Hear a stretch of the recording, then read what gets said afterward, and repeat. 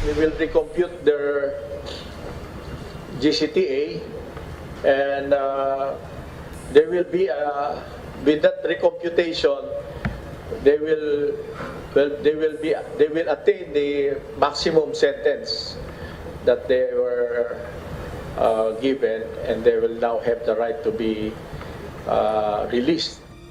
Posibleng makalaya ng mas maaga kaysa sa kanilang sentensya ang nasa 5,000 persons deprived of liberty o PDLs ayon sa Bureau of Corrections. Ito yung mga convicted o nahatulan sa kasong itinuturing na heinous crime o mabigat na kasalanan.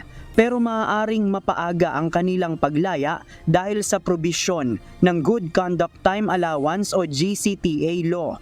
Ayon kay Bucor Director General Gregorio Catapang Jr., sa bagong ruling ng Supreme Court, kasama sa dapat makinabang sa GCTA ang mga PDL na nahatulan sa heinous crimes o mabibigat na krimen.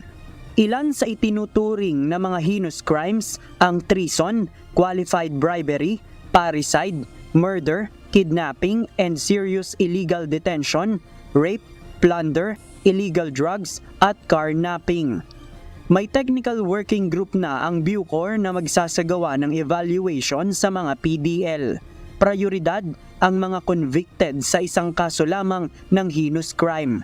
Gayon din ang mga masyado ng matatanda at may mga sakit na napagdusahan naman na ng matagal na panahon ang kanilang mga nagawang krimen. Ang mga PDL naman na nahatulan sa multiple cases ng heinous crimes ay panghuli na sa mga aasikasuhin batay sa kautusan ni Department of Justice Secretary Jesus Crespin Remulla. One of his instructions was make sure that the multiple heinous crime offenders will be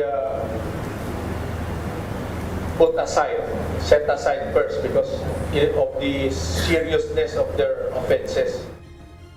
Isusumite ng Bucor ang evaluation sa Department of Justice para sa pagpapalaya sa mga PDL at posibleng sa Disyembre ay madesisyonan ito.